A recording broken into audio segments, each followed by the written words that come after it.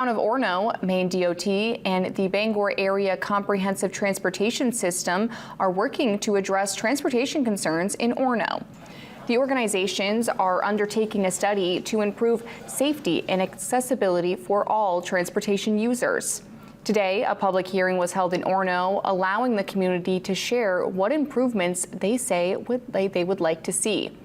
People expressed concerns for safety issues with traffic, speeding, and the aesthetic of downtown Orono at the meeting.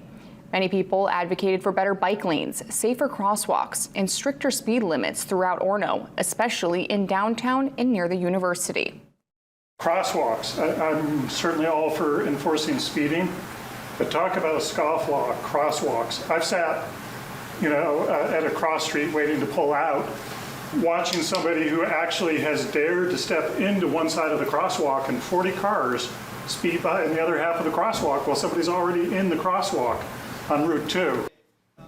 The hearing was led by Sebago Techniques, who plans to take the feedback and create engineering plans.